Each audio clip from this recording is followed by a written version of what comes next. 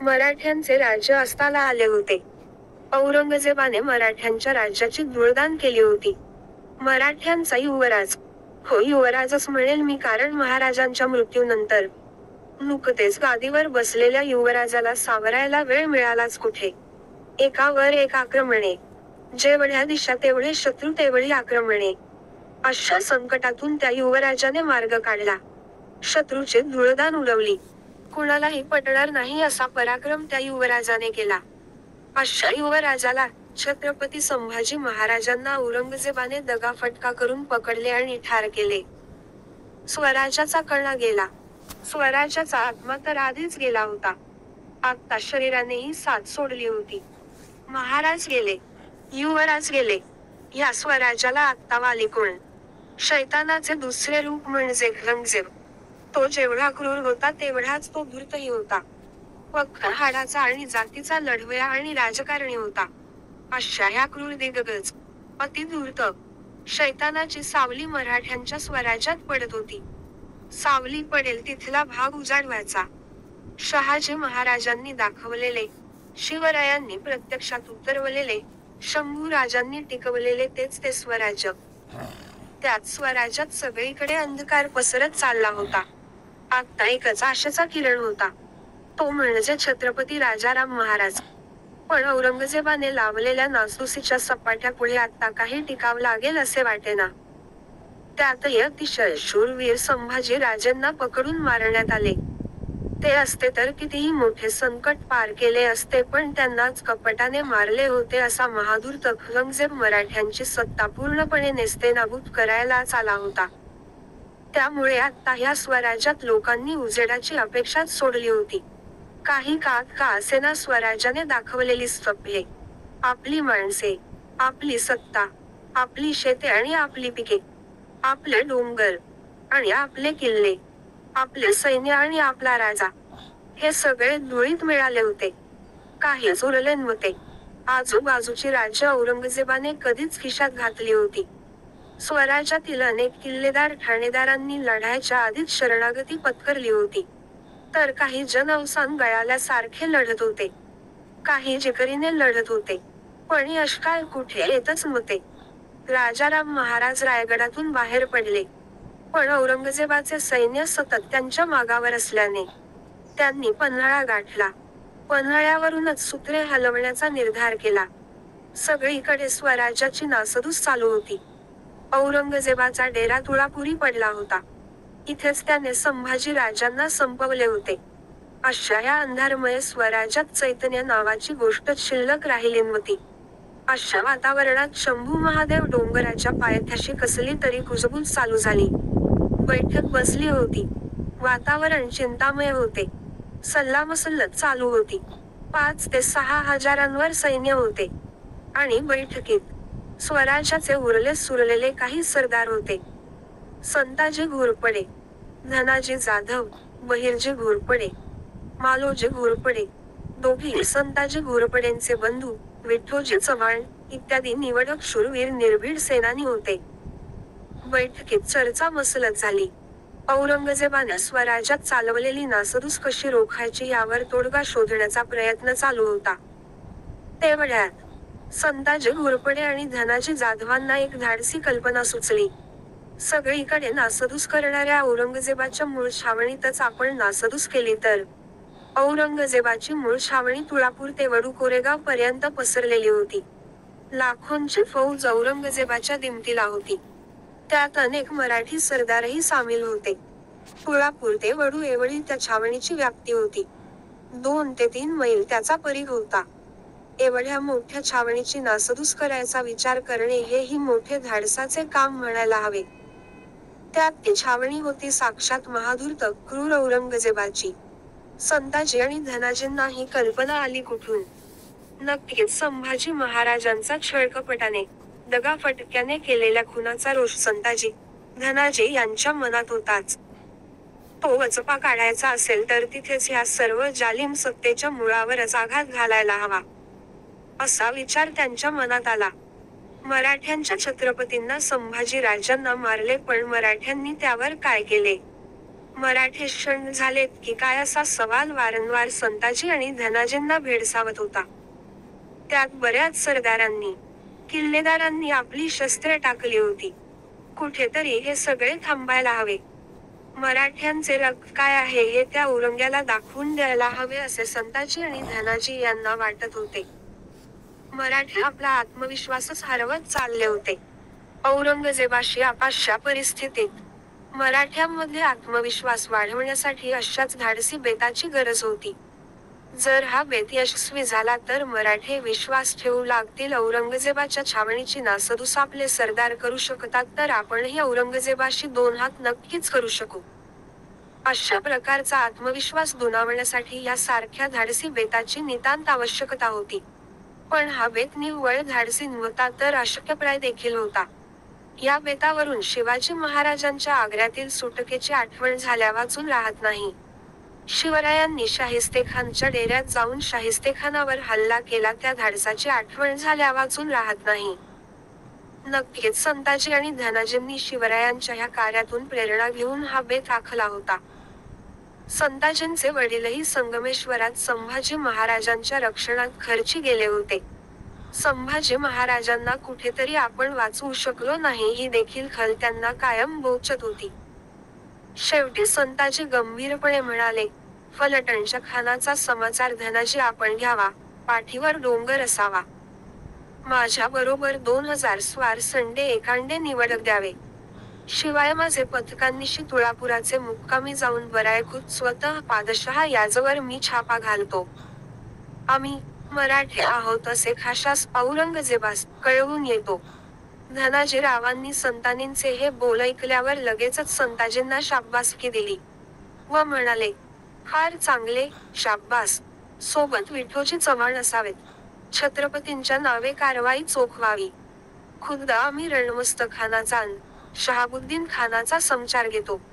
कामगिरी फत्ते करूनच येतो. विठोजी चव्हाणही लगेच तयार झाले. मनोमनी संताजी खुश झाले. मोठी जबाबदारी संताजींवर येऊन पडली होती. या जबाबदारीत कुठेही छोटीशीही चूक होऊ नये यासाठी संताजी मनोमनी छाप्याची आखणी करत होते. असे असतानाच त्यांना आठवण झाली ती शिवरायांच्या जालना स्वारीची. शिवरायांची शेवटची स्वारी. जालना 4 रोज मराठे लुटत होते.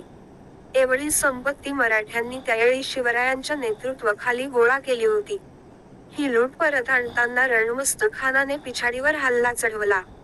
शिवरायांनी सिद्धोजी निंबाळकरांना पिछाडीवर त्या खानाशी 2 हात करायला ठेवले. निंबाळकर जीव लावून लढले. 3 रोज रणकंदोळ झाला. सिद्धोजींना वीरमरण आले. त्यातच मुघलांनी खुमक पाठवली. ती यायच्या आत शिवरायांनी चपळाईने माघार घेऊन पट्टा किल्ल्यावर सुखरूप पोहोचले. त्या वेळेला संताजीवर युद्धासमयी उतावळी केली म्हणून ठपका ठेवला गेला होता. महाराज मानाजी मोरे आणि संताजीवर इतरच झाले अन त्यांना माजुरियास मुजऱ्यास येऊ दिले नाही. हे सगळे संताजीला खटले. परत असा कुठला आतेताईपणा होऊ नये. शिवराय नाही तिथे चुका दुरुस्त करायला आणि सांभाळून घ्यायला ही जाणीव झाली. त्यामुळे आता कुठे चूक होता कामा नये हा निर्धार केला. तसेच धनाजी जाधवांना त्या रणमस्तक खानाने दिलेल्या त्रासाची आठवण करवून दिली. संताजी म्हणाले, जाधवराव, त्या रणमस्तक खानाला सोडू नये. जालनेच्या वेळेला ह्याच खानाने आपल्याला दमवले होते. सिद्धोजी कामाला आले ते ह्याचमुळे. आता आपण त्यास अस्मान दाखवावे. जाधवराव संताजीस म्हणाले, निश्चिंत राहावे. खानाला धूळ चारल्याशिवाय आमचे परत येणे न होणे. आपण आपली कामगिरी पूर्ततेस नेणे. दोहोकडे यश मिळाले तर आपल्या अखंड सैन्यास भक्कमता लाभेल.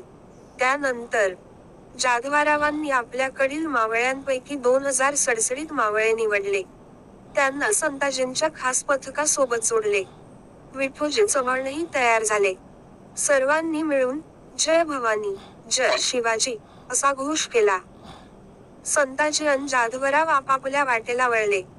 धनाजीराव फलटणकडे कूच झाले. तसेच संताजींनी जेजुरीकडे कूच केले. सेनापतींनी सैन्य घेऊन थेट जेजुरीच्या खंडोबाचे दर्शन घेतले. जय मल्हार घोषणा झाल्या. सैन्याचे मनोबल उंचावले. कालभैरवाने जसे ब्रह्माचे गर्वहरण केले त्याचप्रमाणे संताजीचे सैन्य जणू काही औरंगजेबाची मस्ती जिरवायलाच सज्ज होऊन पुढे निघाले. पुढे जाऊन दिवे घाटात पाडा पडला. संताजींनी सैन्याचे मनोधैर्य वाढण्यासाठी सैन्याशी हितगुज केले. एवढ्या मोठ्या सैन्यात कसे घुसायचे, कुठल्या मार्गाने जायचे, कसे आक्रमण करायचे, मग कोणावर कुठली जबाबदारी, सगळे कामफत्ते झाले की तिथून कसे निसटायचे याचा बेत आखला गेला. गुप्तहेरांनी दिलेल्या माहितीमुळे योजना आखण्यास भरपूर मदत झाली. संताजींनी सगळ्यांना नियोजित कार्ये सांगितली. त्यानुसार तुळापुराच्या दिशेने कूच करण्यास संताजींनी आदेश दिले. पहाटेच सुरुवात करून दुपारपर्यंत तुळापुराच्या जवळच्या भागात विश्रांतीला आले. विश्रांती होऊन गेला. सिंहगडाच्या किल्लेदाराला, सिद्धोजीला निरोप धाडला. किती जखमी किती मृत याची गोळाबेरीज चालू झाली. सिद्धोजीला वर्तमान मिळताच सिद्धोजी खाली भेटावयास आला. जखमी लोकांना गडावर पोहोचवण्याची तयारी चालू झाली आणि बाकी सैन्याची बरदस्त करण्याची सिद्धोजीची तयारी चालू झाली. सिंहगडाच्या पायथ्याशी असलेल्या या झाडीत 2 दिवस मुक्काम केला. सैन्याला भरपूर विश्रांती दिली. त्यानंतर आता पुढे काय यावर दिग्गजांची सलामसलत चालू झाली. संताजी गुप्तहेरांमार्फत इतर ठिकाणाचे संधान साधून होता. या पराक्रमाची तोडच नाही. एवढ्या मोठ्या सैन्याच्या छावणीत अगदी तुरळक सैन्य घेऊन जाणे आणि औरंगजेबाला आसमान दाखवून येणे म्हणजे खरंच पराकोटीचे शौर्य आहे. तावडीत सापडले असते तर त्या मुठभर सैन्याचा औरंगजेबाच्या विक्राळ सैन्य समूहाने कधी कूच करला असता तेही कळले नसते. लाखांच्या पटीत असलेल्या सैन्यात 2 ते 3 हजार सैन्य घेऊन घुसणे आणि धुमाकूळ घालणे, बादशहाच्या छावणीचा कळस कापून आणणे, या शौर्याची तुलनाच करता येणार नाही. शिवरायानंतर असे धाडशी पण अगदी काटेकोरपणे नियोजन करून तडीस नेलेले कार्य हे संताजींनी करून दाखवले. आपल्या राजाच्या पावलावर पाऊल ठेवले होते या शूर मराठ्याने. संताजी घोरपडे हे एक वादळ होते. या वादळासमोर भले भले उद्ध्वस्त झाले. शंभू राजांच्या तालमीत तयार झालेले हे वादळ होते. या वादळाला मग कशाची तमा असायला हवी. अगदी शंभू राजांप्रमाणेच निर्भीड असे हे वादळ होते. लाखाच्या पटीत असलेल्या सैन्यात मुठभर सैन्य घेऊन घुसण्याचं काळीज फक्त मराठाच बाळगू शकतो. त्याला एक वेडेपण लागते. प्रतापराव गुर्जरांनी जे केले तेच वेडेपण हे सर्व मराठ्यामध्ये होते. वेगात मराठे वीर दौडले 7. कोण म्हणतंय 7? असे कितीतरी वीर वेळोवेळी निधडी छाती घेऊन युद्धाला सामोरे गेलेत. कित्येकांनी प्राणाची आहुती दिली. कित्येकांनी शत्रूच्या धडांचे थरच्या थर रचलेत. कित्येकांची शौर्यगाथा ही अजूनही अकथितच आहे. प्रत्येक मराठ्याने अभिमानाने छाती बडवून बडवून रक्तबंबाळ होईपर्यंत सांगावे असे हे संताजी घोरपडेंचे शौर्य आहे. संताजी सर्व तयारी करून संताजींनी तुळापूरकडे प्रवास चालू केला. परीक्षेची घटका जवळ आली होती. जे काही ठरवले होते ते त्याप्रमाणे पार पाडण्यासाठी सगळ्यांचेच कौशल्य, शूरवीरता, चातुर्य, प्रसंगावधानपणाला लागणार होते. अग्नी परीक्षेचीच वेळ होती. तीर्थरू तुळापुरी डेरा 3 कोसावर आला. तेवढ्यात मोगली सैन्य दिसू लागले. संताजींनी सैन्यास सावध पवित्र घेण्यास सांगितला. सगळे सावधपणे थोडे जवळ जाऊन थांबले. कोणीही आतेताईपणा करू नये असा दम संताजीरावांनी आधीच दिला होता. संताजींनी अंदाज घेतला. ती तुकडी रात्रीच्या पहाऱ्याची होती. संताजींनी निरोप धाडला. बादशहाच्या लष्करातील मराठा सरदार शोके व मोहितेंचे सैन्य आहे. मोहिमेवर गेलो होतो. बदली स्वार आले म्हणून परत लष्करास जातो. यावरून संताजींना किती खडांनी खडा माहिती होती याचा अंदाज येतो. बादशहाच्या चाकरीतील मराठा सैन्याची आतबाहेर येण्या जाण्यासाठीची खूण देखील संताजीने आपल्या गुप्तहेरातर्फे मिळवून ठेवली होती. मोगली सैन्याला खूण पटली व त्यांनी हे सैन्य आपल्याच बादशहाच्या चाकरीतले मराठा सरदारांचे सैन्य समजून वाट मोकळी करून दिली. छावणीची सुरुवात झाली. मध्यरात्रीची वेळ असल्याने पहारा देणारे पथके सोडून बहुतांशी सैन्य झोपी गेले होते. वेळेचा फायदा घेत संताजींनी सरळ बादशहाच्या डेऱ्याकडे कूच केले. बादशहाचा तो भव्य दिव्या डेरा समोर आला. त्या भोवताली सैन्याचे सुरक्षाकडे होते. संताजींनी सैन्यास गटागटामध्ये विभागले व एकाच वेळी बऱ्याच ठिकाणी धुमाकूळ चालू केला. बादशहाच्या छावणीवर हल्ला सुरू झाला. साखर झोपेत असलेले बादशहाचे सैनिकांना काही कळायलाच मार्ग नव्हता की नेमका काय प्रकार चालू आहे. कारण एवढ्या आतमध्ये येऊन कोणाचा हल्ला होऊ शकेल असाही विचार कधी त्यांच्या डोक्यात आला नसेल. बादशहाच्या मुख्य डेऱ्यावरही आक्रमण केले. खुद्द संताजी त्यास मार्गदर्शन करत होते. मिळाला तर बादशहालाच आडवा पाडू असाच काही निर्धार होता. पण बादशहाला बादशाही सुरक्षा रक्षकांनी सुखरूप पळवले. संताजी आणि सैन्याने औरंगजेबाच्या डेऱ्याचे तणावे तोडले. डेरा कोसळला. डेरा जमीनदोस्त केला. डेऱ्याचा कळस सोन्याचा होता. तो विजयाची निशाणी म्हणून कापला. मिळेल त्या मोगली सैन्याला कापायचे चालू होते. जेवढी शक्य होईल तेवढ्या गोष्टींचे नुकसान करणे चालू होते. तंबू उखडणे, सैन्य मारणे, वस्त्रे, धान्य, जे दिसेल त्याची नासधूस करण्याचे काम चालू होते. हर हर महादेव म्हणून जयघोष चालू होता. जय भवानी जय शिवाजी अशा घोषणा दुमदुमत होत्या. बादशाही सैन्यात सतर्कता पसरते व बरेच सैन्य लढाईसाठी तयार होते हे बघून संताजीने आपल्या सैन्याला परतण्याचा इशारा दिला. गटागटाने बादशाही सैन्याचीच दुफळी करून उडालेल्या गोंधळाचा फायदा घेऊन संताजीचे सैन्य गटागटाने औरंगजेबाच्या छावणीतून बाहेर पडले. सुरुवातीला बादशाही सैन्याला काही कळायला वावच नव्हता. ते आपापल्यातच लढू लागले. त्यामुळे त्यांच्यातच दुफळी निर्माण झाली. नेमके शिवाजीचे मराठा सैन्य आहे की आपल्यातीलच मराठा सरदारांचे सैन्य आहे हेच त्यांना उमगत नव्हते. तोवर संताजी आपल्या सैन्यासह बाहेर निसटले होते. बाहेर पडल्यावर संताजी व इतर सैनानी त्यांच्या सैन्यासह सुसाट वेगाने सिंहगडकडे रवाना झाले. मागे टाकून गेले ती एक भीतीची लाट. शिवाजीच्या नावाच्या जयघोषाने मोगलांमध्ये उमटलेली भीतीची लाट. हे शिवाजीचे, संभाजीचे सैन्य आहे. काहीही करू शकतात. अशा प्रकारचा भीतीचा एक सुळसुळाट संताजींनी औरंगजेबाच्या छावणीत मागे सोडून पुढे कूच केले होते. बऱ्याच कालावधीत मोगलांनी दहशत नावाचा प्रकार बघितला नव्हता. तो त्यांना अनुभवायला मिळाला होता. छावणीतील सैन्य आणि सरदार सुन्न झाले होते. नेमके हे वादळ कसले होते याचा अंदाज त्यांना काही लागतच नव्हता. एका प्रकारची धास्तीच सर्वांनी घेतली होती. एवढ्या मोठ्या छावणीत कोणी येऊन धुमाकूळ घातला. यांच्याकडे कुठली अद्भुत शक्ती तर नाही आहे न, अशा प्रकारची पाल त्यांच्या मनात चुकचुकली. आधीच शिवाजी महाराजांचे चमत्कारी किस्से त्यांना ऐकून माहीत होते.